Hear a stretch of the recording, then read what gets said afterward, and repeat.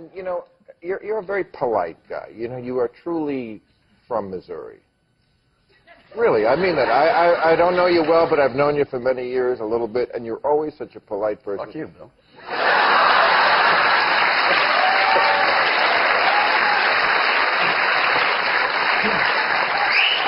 I just want to ask, as a polite Midwesterner, Heartlander, what do you think when you see these town halls where these supposed Heartland people are acting so rude? Well, I mean, you ought to hear dinner time at my house. But you know, if I found myself that vitriolic and that emotional, I would check myself first. You know, the big question this week was, is it democratic? Is it part of the democratic process? And to me, I think the verdict's still out. If we can get through this and get to the facts and make an informed decision, because for a democracy to work, we have to know the facts to make an informed decision, then yes, I see it. But when you see it devolving into talks of socialism and the dismantling of the country, and no one's helped by this. And let me tell you, I guarantee you, these people have never been to a socialist country. I've been to a socialist country. Right. We're fine. We're right. Great.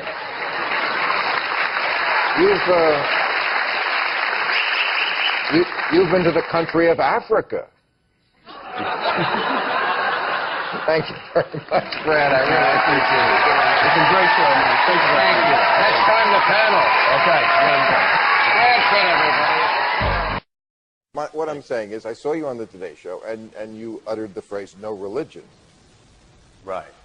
Right. I think I uttered the phrase, I think I said, they were asking about running for mayor, which has been a T-shirt in New Orleans, and I said something to the extent of no religion, legalization of taxation of pot, and pro-gay marriage, which is basically the...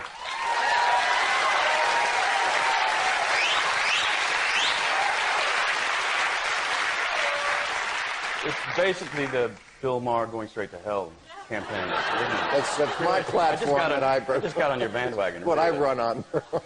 What I ought to do is run for governor in the great state of Louisiana from Bobby Jindal. Bobby Jindal. But I've never met Bobby. It's not fair to say. But let me do my job as the inquisitor here. Okay. What is it about religion you don't like? You know, I grew up in a religious family, in a religious community, and it just doesn't make sense to me. It just doesn't work for me in the long run. I never wanted to step on anyone else's religion, though, and their beliefs. That's what's great about our country. Until, you know, I started seeing a defining policy as your documentary so astutely showed us. And blaming it on me again, Brad. I say inspired by, because it did. It was a bit of a rallying cry. And like gay marriage, you have a group of people telling other people how to live their lives, and you can't do that. In fact, I'm talking like there's actually Christians watching the show. I'm sure there's not. But no, there are. You'd be surprised. Well, to the three that are watching, I just say you have to, you really have to check what country you're living in, because the freedom that allows you to practice your religion is the same freedom you're stepping on. That's not right. It's not right. Well, and I do one thing. I want to add that if there was a nation of gay married couples who were telling you couldn't practice your religion, I'd be speaking out for you too. So let's stop the nonsense. Right. Children are going to be fine. But you'd be surprised at how many people think like we do. They're just in the closet. So before we get to everybody tonight, I'm going to depart from format a little, just so we can tell the people your most extraordinary story, so they know where you're coming from here on tonight's panel. Because I've read about it, but I don't know if everybody has. And let's just go through the beats. You were born in Africa. Somalia. Right? Somalia, okay. You have come from a Muslim family, and you had a lot of journeys. But basically, the one that got you to Holland, which is where you went, it was because you were escaping an arranged marriage. An arranged marriage. You didn't want to marry the guy your father picked out for you. Yes, and probably because he was an old goat. Oh no, he wasn't that old. He was only 27. But I didn't want to become an old goat. Right. Okay. So you went to Holland, the land of freedom, where we know you can smoke hash in church. Yes. That's not fair. And Janet Jackson's nipple is on the flag. That's Holland. And you... This is not about fair. Okay. It is? Yes, it is. Cool. So... It isn't. It's not. And once you were in Holland, you were a member of the parliament, you got involved in trying to educate other Muslim women there, right? Yes. That they could be free in a way they probably hadn't thought about it. And you participated in a short film by a man named Theo Van Gogh, which was critical of Muslim oppression of women. That director, Theo Van Gogh, for his trouble, got killed for it by some Muslim who didn't like it. Stabbed in the street, and then the knife that was in his chest was a death threat to you. Yes. And Stephen Weber, you're on Studio 60 on That's right. That's right. How's that go? I'm in the why the fuck is he here chair. That's right. All right. Every So I so just often want they people throw to me know in. your story. Thanks for that. She's an extraordinary person and a real hero to me and a lot of other people.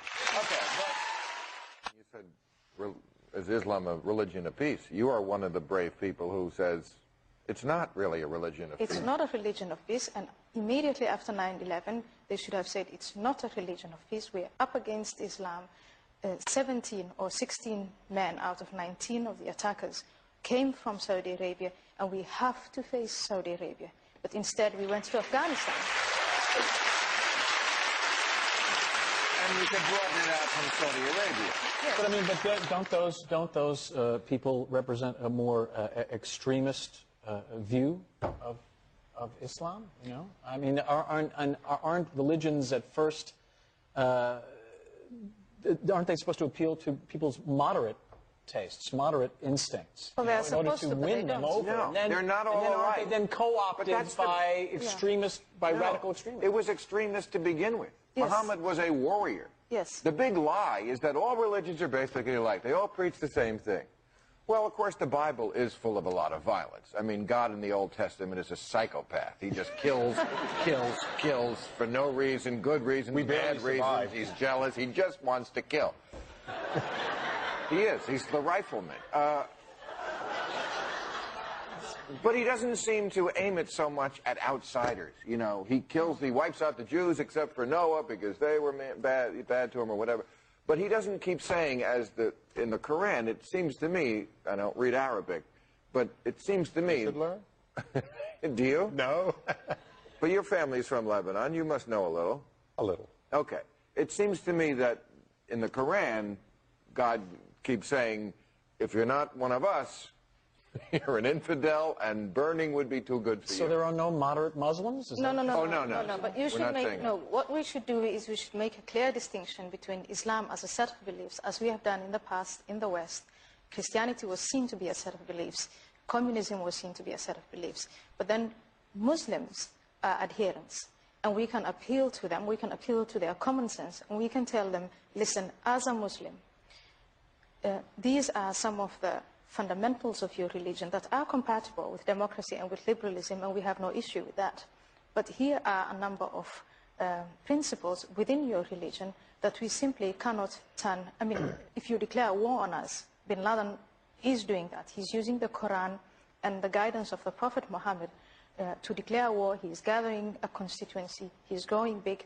And so it is legitimate to tell Muslims, whether you view your religion as peace or not, this is how your religion is being used, and it's much better to get worked up about beheading people in the name of Islam than about drawing the Prophet Muhammad in a cartoon. And they still whack people. You know, every religion has elements in it that are very mafia-like. Godfather 3, a movie I liked, nobody else did, but I thought it was a good movie, was about how the Catholic Church, you know, is very much like Michael Corleone's mob family. But the Catholic Church has calmed down a lot since the 14th century. But, you know, there's a death threat on you. There's a death threat on people in your country that still speak. There's a death threat on Salman Rushdie. They still whack people in Islam. It's still a lot about, if you don't agree with me, we'll settle it by getting whacked. It's bizarre that we're living in a time where we hear a lot about beheadings and torture. I never We thought don't hear it, we see it. Well, that's what I mean. Yeah. You know, Bill, one of the problems we have as Americans is, in my opinion, having traveled the region a little bit, is that we try to say Muslims as though it was one place. If you go to the Palestinian territories, the one thing you'll see is that for over 1,000 years, Christians and Muslims have lived side by side. Their churches and their mosques are next to each other.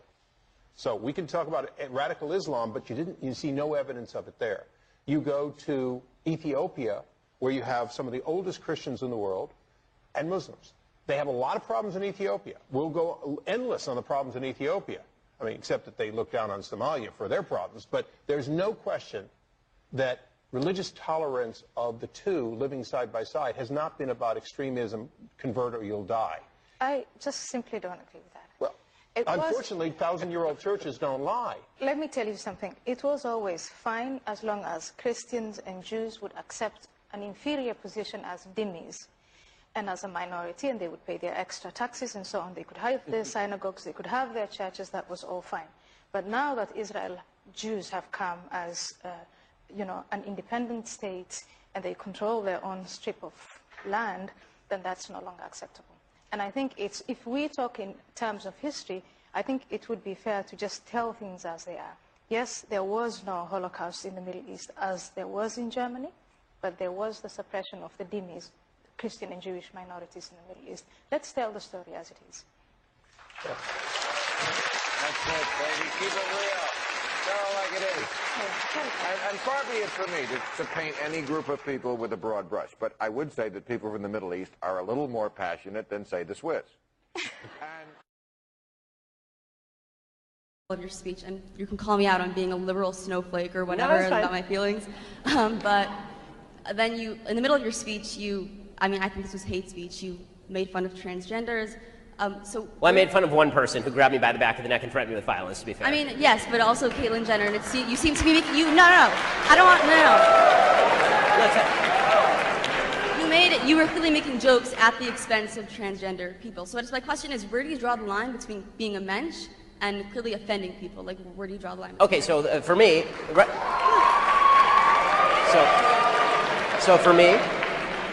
so for me, if I coldly and clearly state a fact and you're offended by the fact, that's not me being responsible for offending you. That's me saying a fact and you being offended. As far as me making jokes about Zoe Tur, my general rule is that if somebody grabs me by the back of the neck and threatens me with violence on national television, I have the right to make fun of them. That's just as when I was at University of Wisconsin, if people are going to chant at me and yell at me, then I'm not going to treat them with courtesy because they are not deserving of courtesy. Courtesy is something that you earn by being courteous. Okay, fine. I understand that, but it just seems a little bit hypocritical to brag about the fact that you openly humiliated someone on national television while also telling people to be mensches. I just think that's a little. Well, I mean, let's put it this way: my belief is in mutually assured destruction. So if you're going to, if you attempt to again do me physical harm on national TV, then I'm not going to treat you with a level of respect that you have not earned. I mean, I'm treating you with respect, and we disagree, right? Because you're courteous. So thank you for that.